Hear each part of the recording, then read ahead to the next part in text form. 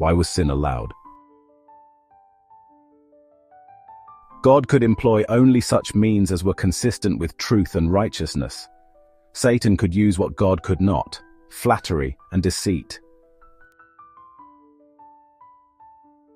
He had sought to falsify the word of God and had misrepresented his plan of government, claiming that God was not just in imposing laws upon the angels, that in requiring submission and obedience from his creatures, he was seeking merely the exaltation of himself. It was therefore necessary to demonstrate before the inhabitants of heaven and of all the worlds that God's government is just, his law perfect. Satan had made it appear that he himself was seeking to promote the good of the universe. The true character of the usurper and his real object must be understood by all. He must have time to manifest himself by his wicked works. The discord which his own course had caused in heaven, Satan charged upon the government of God. All evil he declared to be the result of the divine administration. He claimed that it was his own object to improve upon the statutes of Jehovah.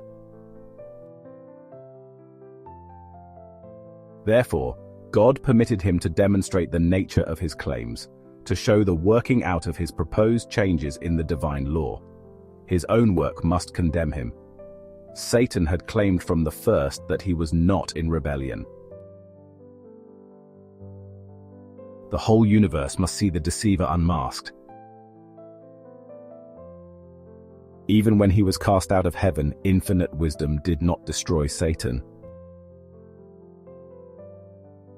Since only the service of love can be acceptable to God, the allegiance of his creatures must rest upon a conviction of his justice and benevolence.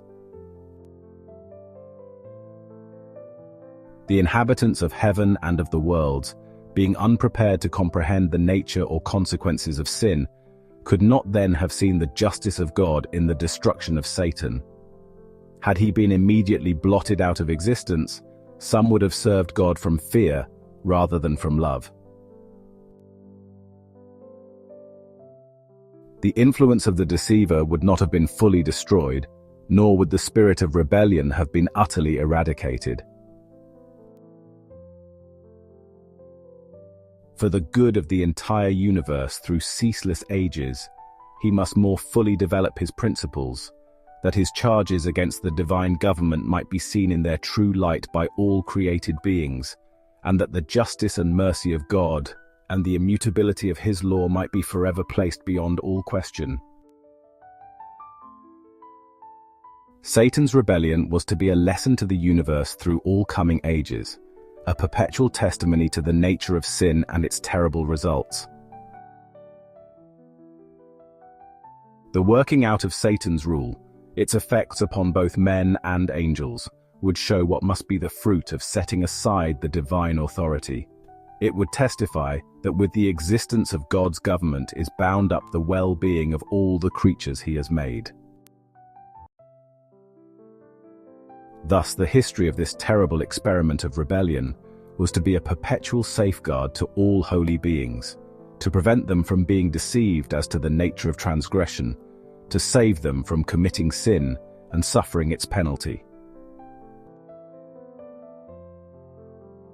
He that ruleth in the heavens is the one who sees the end from the beginning, the one before whom the mysteries of the past and the future are alike outspread, and who beyond the woe and darkness and ruin that sin has wrought, beholds the accomplishment of his own purposes of love and blessing. Though clouds and darkness are round about him, righteousness and judgment are the foundation of his throne.